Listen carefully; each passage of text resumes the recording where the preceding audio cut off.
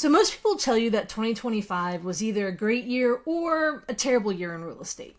But the truth is, the year didn't reward just effort, it exposed decision making. So today, Joey Long and I are going to be breaking down what exactly worked for him in 2025, what didn't, and what he's doubling down on in 2026. So if you've been following the show for a minute, Joey has been on before, at least 2, maybe 3 times before. And yeah, something like that. And so welcome back to the show, Joey. Glad to have you back. Thanks for having me on. Well, excellent. So let's jump right into it. What did you get into in 2025? Like as 24 rounded into 2025 around this time last year, what was your focus for the year? Focus for the year was to figure out what was going on in the market, which... For folks who don't know, like what market are you in? Yeah, good point. I'm in Tampa Bay area, primarily St. Pete, Pinellas County. Very, very big influx after COVID up to 23, 24, and then end of 24, 25, we literally just kind of flatlined and just stalled. That also, got me into not trouble, but, spectator kind of aspect for a little bit. Well, the market, issues, so we'll get into that. The market changed for a lot of people, and the market's not acting like it had been for the previous year. So, no, it's been tough for a lot of folks in that regard here in the St. Pete area. And my main focus, it was really acquire more properties, but with just everything going up around us, with property taxes skyrocketing, insurance going absolutely crazy, it got a little tough. So I had to pivot very early on. So what was originally my plan didn't end up being the plan, but we came out on top. We did good. A lot of people don't talk about that much, where it's like you have your goals, like, January 1st, here are my goals for the years, for the whole year. And then like, what happens if you're like, wait, scratch that, and here we need to go another direction. There's a level that, you do want to pay attention, because, hey, sometimes you may say, hey, man, like the market's being weird. I need to be mindful and pivot, Yep. Yeah. That happened a lot last year. Yeah. So let's talk through some of the lessons you learned in 2025. Main one is don't get caught up in the mindset of the majority of the market. What does that mean? So as you know, Tampa, St. Pete, Tampa Bay area, it's a very large but close-knit real estate community. And I am involved in a couple masterminds with a lot of the top performers around here. And when you're always surrounded by businessmen, you kind of get in the mindset of a businessman. And so that got me thinking, the struggles they were talking about, it started planting those seeds into my head of like, oh, well, maybe I shouldn't go this route, because what if the market does this, or what if, this, what if that? And it kind of goes back to, not to bring Pete up this early, but it kind of goes back to, the stuff we've always learned from Pete, where do you want to be an investor or a businessman? And investors figure out stuff in a hard market. And so one of the biggest learning lessons for me was don't let the market turn you into a spectator, and don't let your surroundings turn you into, a spectator, or not even a spectator, but slow down your business, due to worry or speculation. And so I did that for a while, and I was trying to grow, higher profits, less risk, and started wholesaling more, which looking back on, wish I didn't do that. Wish I, kept some of them. Yeah. Why do you say you wish you would have kept some versus having wholesale them? Obviously, like your goal in the beginning of the year was to acquire some more properties, but you're like, oh, let me take risk off the table, which with wholesaling, you're not having to say, look, if this buyer's willing to buy it, you're not then saying, well, insurance and taxes aren't going to affect me, or the sale market or the rental market's not going to affect me, because, well, once the sale's done, that's not your problem anymore. Yeah. Per se.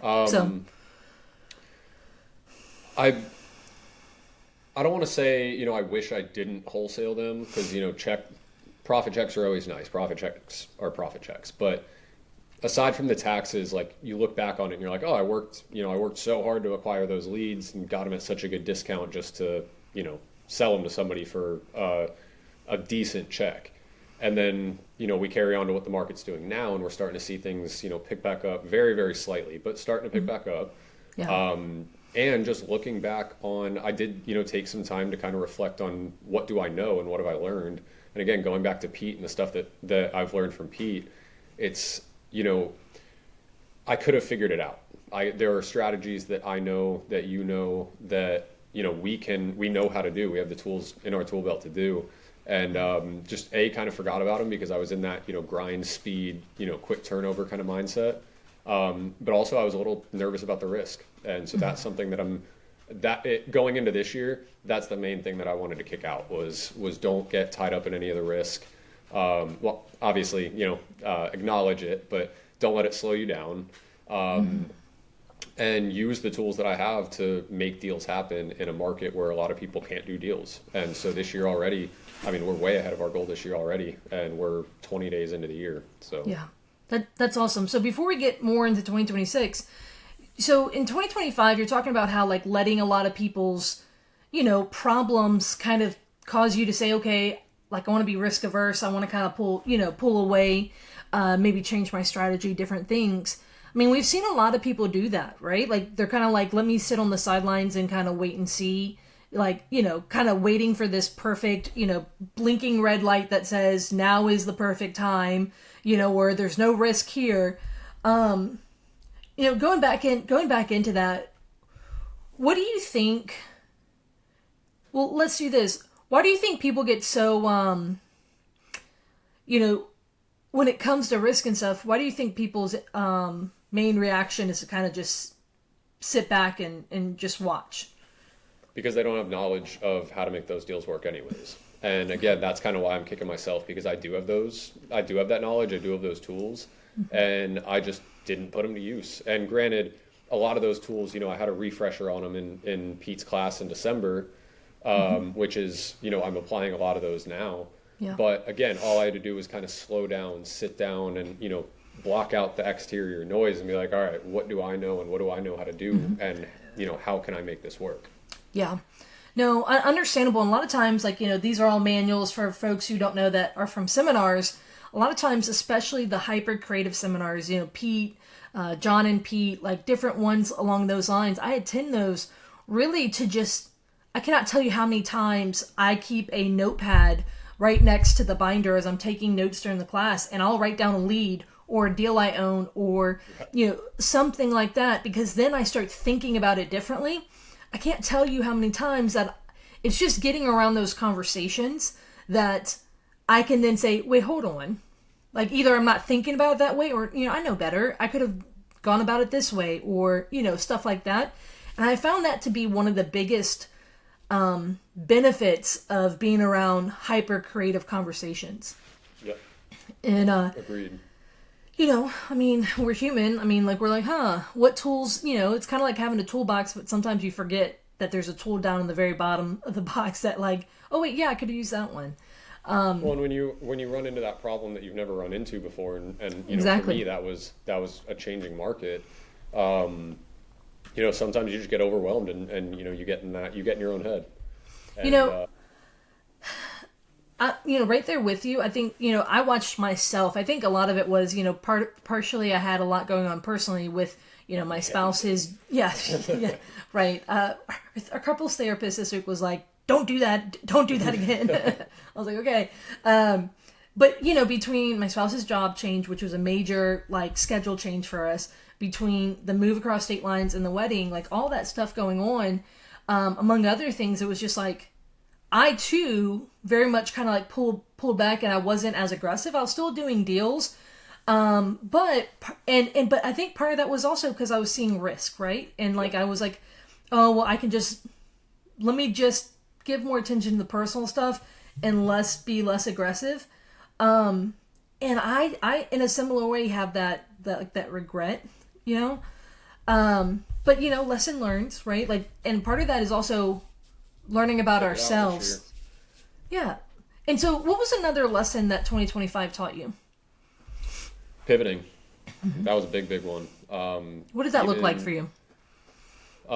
Two options that I had that I was very excited about buying as rentals, and then market started changing, interest rates were high, taxes, insurance were high, are high, so they didn't work as rentals anymore. And one of them, the one that we did the last episode at, had a lot more work than I anticipated. So yeah. We ended up doing great deals on those still. We just had to pivot our structure, and we ended up taking one of them sub 2, one of them we just owner financed, and we ended up flipping them instead. And then one of them we were able to put those profits into another house pretty much immediately. So awesome. Yeah, and I think it's important to kind of pay attention to some of that stuff. Now, you doing an option, which is a pure option is I would call that a hyper creative strategy. Not a lot of people know what that is, but if we talking about it, first of all, guys, the episode is called The Ultimate Creative, either creative flip or creative finance flip, something like that. Something like that. And so I'll make sure it's in the show notes. You guys want to go listen to that. But a pure option, really, it can span some time. And so time does matter, right? Like, time can change things. It can change markets. It can change your strategy. It can change your mind, and all of that. And sometimes we don't always think about that, right? Yeah. Anything else from 2025 that you want to share about any other lessons that you learned as you pivoted, or anything along those lines? I would say those are probably the two biggest ones. The other one that I think I touched on in the last video too is I found a cool niche of turning my sellers into lenders, because we build the trust through the type of deals that we do. Yeah. And also I know I just gave them a bunch of money. So yeah. I know at least I could ask for that much.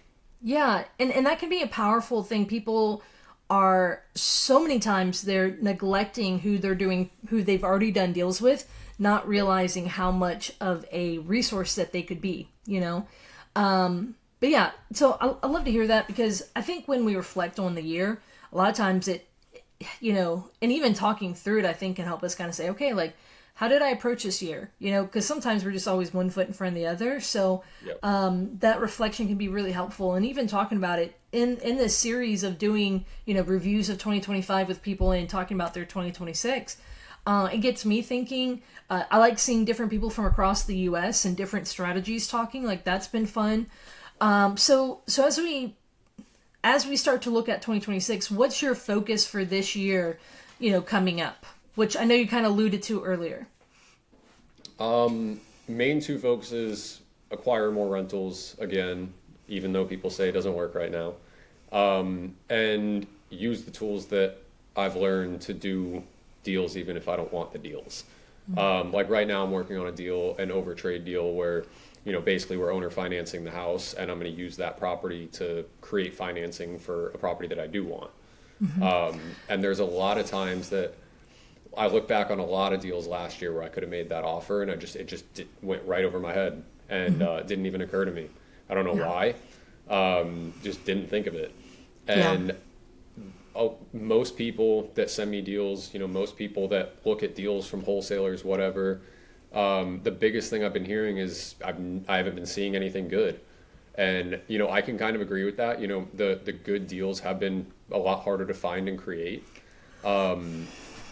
But we can still do deals on houses we don't want or properties we don't want to create an opportunity for properties that we do want. And that's something that I'm really taking into this year. I have properties that are in my portfolio right now that, so for example, I have one that it's in a town I don't want to own in, right? Like it's, but I created a note out of it, right? So I got it and I sold it on seller financing. I have a note, and that note, it actually pays me more. But that note is married to a house that I do want, that currently with a higher, insurance cost, it's either break even or negative. I actually just looked at the escrow analysis. It's like negative $85.92. So, but it was negative, like it was a positive escrow analysis. Yeah. And so meaning, I was losing like $200 or $300 a month, and it's like a $440 note that comes in every month. And so I kind of just married it to this house to help, because this house has a I bought it subject to, it has a 3.125% interest rate. And so like every month I'm paying $500-$600 down in principal, every month. And it's a neighborhood that I've always wanted to own rentals in back at home in Louisiana. Funny fact, it actually, when I looked at the history, I said, I recognize this house. Sure enough, one of my sisters, one of her best friends in high school's parents lived there, and she did, the friend lived there too. And so like out of the blue, I messaged her, I said, or I saw her or something. We commented on the same thing. I said, hey, random, but I now own your parents' house, like your childhood house. But it was like one of those things where it was, nice neighborhood, in the school district I grew up in, one of the best school districts in the greater New Orleans area. And, it's one of those neighborhoods that when I think of a great house and great neighborhood, I think of this neighborhood. Yeah. And so for me, great property. But when I did this other deal, I was like, how can I use this property that I don't want? How can I use it though? And what is it doing? It's now helping me weather this, insurance crisis with this property, because eventually we're going to be better, like eventually things, Lord willing, will get better, and, we'll be good. So, and, not only am I getting paid monthly, but like, I don't know, the balance on that note is like $35,000. And so at some point they're going to pay me off. Either keep paying it down, it's like 8% interest, so it's going to take them a while to pay it down. Yeah. But anywhere between $35,000 to $30,000, probably in the next few years when they cash me out, when they refinance or something, sell it, that chunk, then I can, have that in the bank, or I can use it towards something else, whatever that looks like. Yeah. So, exactly. And I think so many people, like, they kind of like, I've kind of talked about this before. It's like this idea of like, I'm sure like a buy box, right? Everyone tells you like have a buy box. But I feel like so many times I'm at war with a buy box, because a buy box tells me that like, oh, well, if it doesn't fit in the box, I don't want it. Yep. Within reason, like I'm not chasing something in Miami. You know what I mean? Like, exactly. I'm not a general buy box, but I say the same thing. Credit to Bill Cook. I steal his what box when people ask me that. Yeah. Well, and so as long as it's in the general markets that I work, I'm open to hear about it. I'm usually saying my buy box is a situation, not, whatever. So, that's always been like a weird, for us super creative folks, where like, okay, the thing that comes in front of me, can it serve another purpose, Yep. And so what else are you looking, to focus on in 2026? Probably systems and some automation. I run a pretty tight operation. Like we don't spend anything crazy on marketing. Very, very good margins on our deals. So I'm trying to get some systems in place, to bring in some more creative opportunities. So you and I talked in the past about, using our skills with, I don't want to say average, the everyday investor that doesn't learn what we learned, and, being able to use our skills to help them too. So that's something I'm really focusing on too. I guess the main thing that I'm really looking at this year based on the market is short sales, to be honest. I know that's not really creative, but no one around here can do them the way that we can. And with the current mortgage market, we are seeing a lot of them.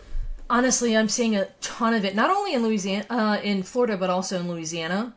Literally, I had a call last night, and then I have another call today that are with sellers in Louisiana facing, either they're not facing foreclosure yet or they are, and the conversation with them is, this is really a short sale.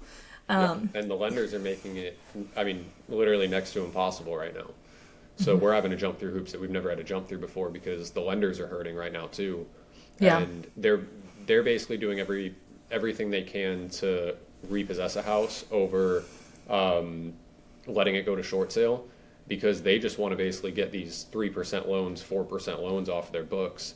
And if the house is not basically unlivable, they're not even looking at it for short sale potential. And even in a lot of cases, like we had 2 hurricane damaged houses that had 7 feet of seawater in them and were totally gutted, had to be torn down. Like literally the only option through FEMA was to tear them down and build something up on stilts 15 feet high. Yeah. And the lenders denied the short sale on them because now, as of earlier this year, they put a rule in place where they can literally just drive by the house and take pictures. So we had them drive by, they took pictures, said it looks like it's in perfect condition, didn't walk inside to see that everything's gutted down to the block, wires are hanging from the ceiling. Like they have no idea. Yeah. Yeah, and anything FHA right now, it's just they're kind of doing whatever they can to screw over the homeowners, to be honest. Yeah, and I think that short sales are a huge opportunity. They're not something I'm focusing on, but I think that they're a huge opportunity, especially in this Florida market.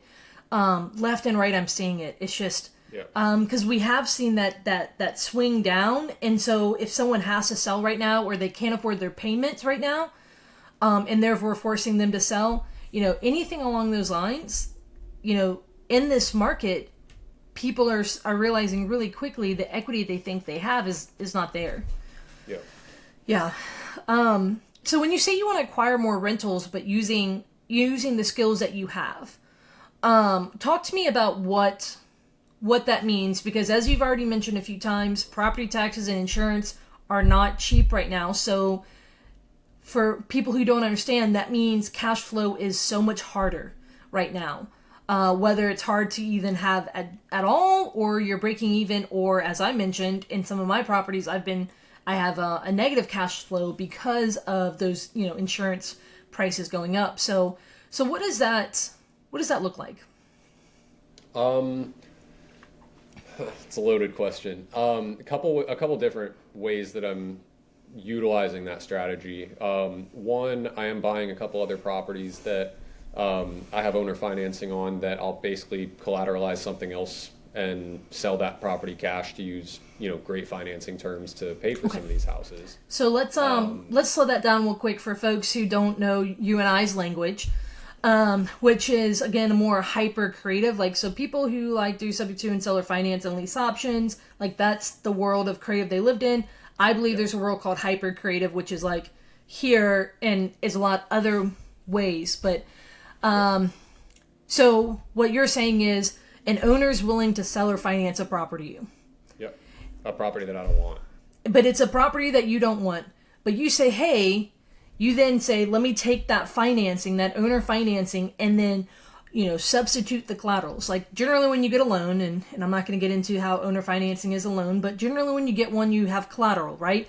The owner financing tied up property. Well, you just tell the seller, hey, if you're willing to approve of it, can we collateralize another property? Yep. And so then let's just say you got a house and it's a $300,000 seller finance note, right? That you have. So then you move it to another property. What do you do with the property you don't want? Sell it for cash. Keep the terms. Okay. Use those terms to go buy more stuff. And so then you sell it for cash, and because there's no longer a mortgage on it, seller financing debt on it. So then now when you get paid out on the HUD, you would then get, let's just say that 300 or whatever that number is. And at that point, then you're basically saying, I see you, sir. You need a, let's just say the offer we made solves their problem. And it allows you and the seller to marry in the sense of the financing and the terms, but you're not marrying the property, which can be huge. This is something that, again, it's more advanced, which is why we recommend the classes like with Pete and them. But that right there is a way to say, what bank? Like, why do I need a bank? I just need to find sellers who, I just talked to a family member today who was looking at taking, owner financing. He got a random owner finance offer, and basically all day I've been like, why the hell did I not tell him that I would make that same offer, and it's with someone he knows? Like, Yeah, I'm like, for real. so hold on one second. Hold on. Like, Shame on you, Courtney. yeah, I will rectify that sin. Let me go, let me go do better. But it was kind of one of those things like, why should I consider it? Oh, hey, that actually is a good idea. Maybe I'll consider it. Well, what if, what if we looked at something like that where, again, it's a chance to solve that seller's problem. And it's then thinking more along the lines of how can I help the seller, but it doesn't have to be, again, mirroring that property. So just wanted to kind of break that down just a little bit for folks who may have been like, wait, what? Yep. They didn't teach me this whenever they taught me about seller financing. Right. Yeah, for real. Yeah. So yeah, what else? Well, the other part of your question, I am okay buying a house with no cash flow. I'm buying one right now that I might have like maybe $100 or $200 a month in cash flow. That's if everything goes right. Yeah, if everything goes right, and that's what I get the rent that I want for it. Also, I have one of my best friends that wants to potentially rent the house, and if he wants to rent it, I'll gladly give him a discount and have a negative cash flow just to have a great tenant in there that I know is going to be there for a while, take care of it. His girlfriend will probably, make it nicer than it is when they move in. Or his wife now, I guess. But I'm okay having, like you said earlier, a great house in a great neighborhood. I'm okay with a negative cash flow because, shout out to Chad Carson. For me right now, growth is more important than cash flow. And cash flow is something that I plan to take advantage of more later on in my life because it's not something that I would live off of right now anyways. Yeah. Which is why I still do transactional deals like wholesaling and flipping. But that cash flow, that's something that seasons, and that's something that if you're patient, that's going to be there later on, and it's going to be, significant later on. So I would rather control a house in a great area than, not buy it just because it won't pay me $200 a month.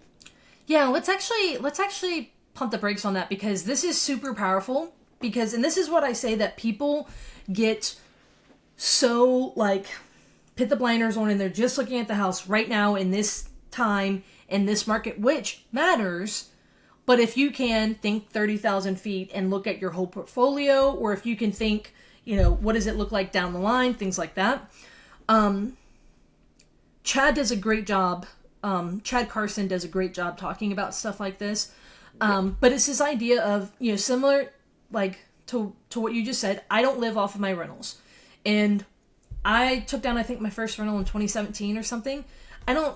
I want them to mature, pay their own bills. Like, that's where the cash flow is going, right? Yep. Just had a property manager walk a property yesterday. Tenant may or may not renew. And stove and dishwasher are an issue. Something's going on with, like we've got things that I'm expecting a turn if they don't renew. At bare minimum, if they do renew, I've got to look at some stuff too, Yep. Like, so there's always stuff like that, I get messages with things, but you're saying, okay, well, I'm not, obviously the cash flow is the thing that's not going to be putting food on my table and paying my bills as far as, my living expenses. The wholesaling, the flips, things like that'll be my salary, right? Yep.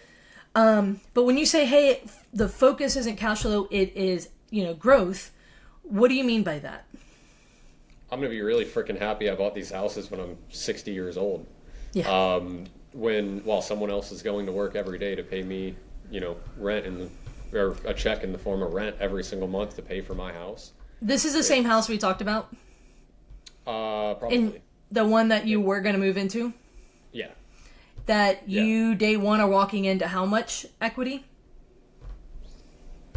120K before fixing it up. And so Probably that's more now, actually, because a buddy of mine bought and flipped the house right across the street. So. Yeah. So comps have improved in the neighborhood.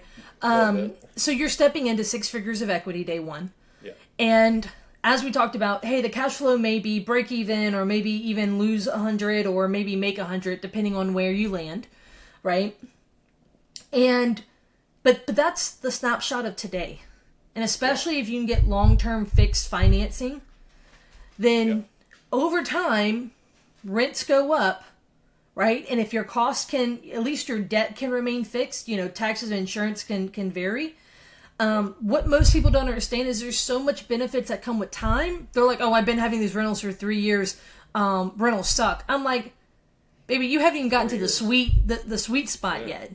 And that's what that's a big part of my strategy too, is we were talking about pivoting earlier, is, this is a unincorporated neighborhood as well. So if I decide I get tired of no cash flow, I could always put it on Airbnb. I can do, monthly rentals. I can do traveling nurses. I can do whatever with it. I can move into it. So you have more freedom with it, but I have the ability to pivot.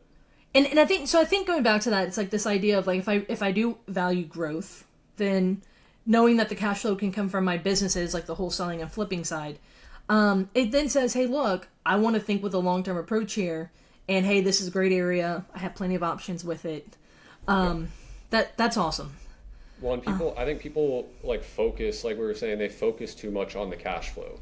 The cash flow isn't your yield. Like I like to look at the overall yield of my property, which is how much tax benefit am I getting from this? How much am I amortizing per year? How much equity did I just gain from purchasing this? Then if there's cash flow on top of that, that just increases my yield.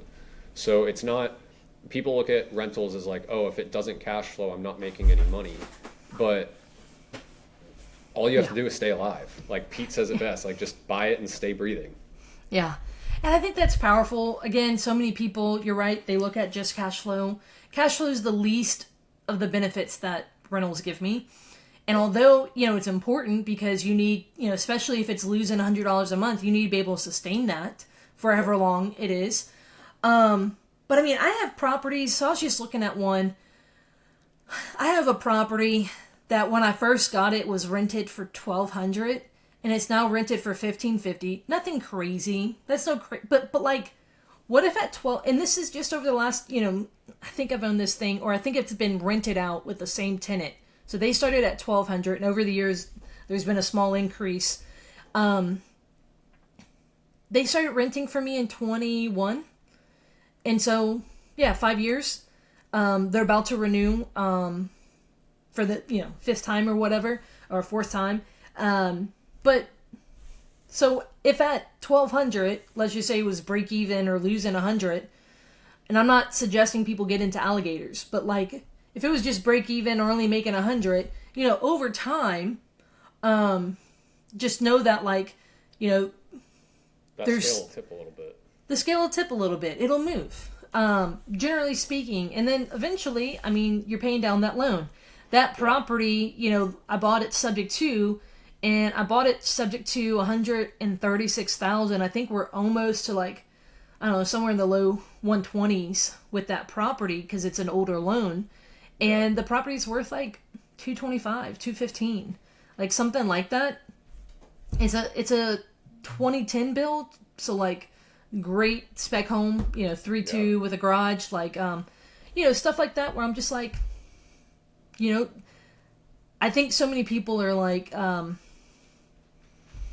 don't know, they get fixated on it. Oh, well, this cash flow is supposed to get me out of my job. I mean, they don't understand it. Yeah, they don't. They're businessmen, not investors. Yeah. That's one of the most valuable things that Pete told me from day one is, do you want to be an investor or a businessman?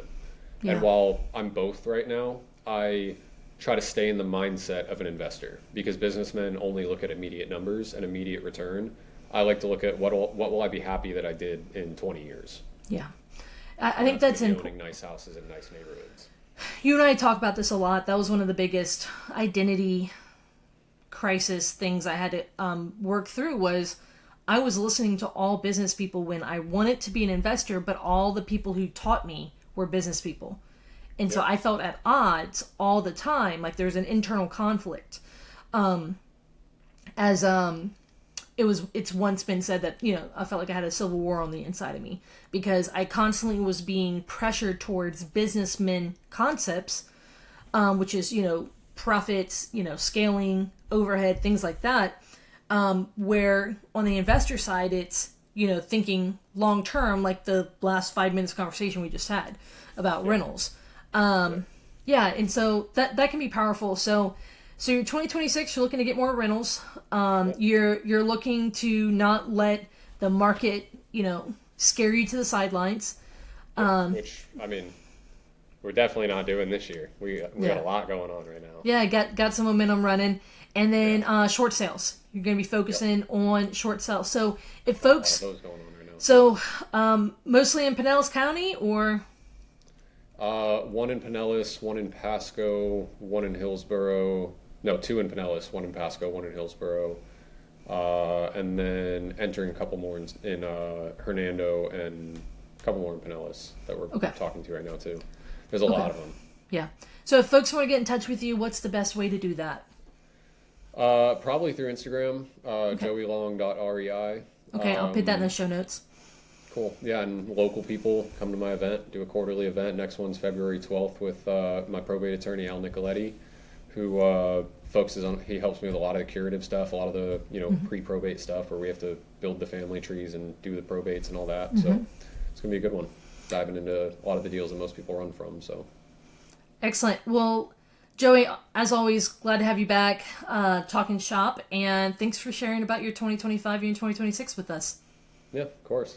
Thanks for having me on again. That all was right. fun. Yeah, we'll see you at the we'll see you on the next episode.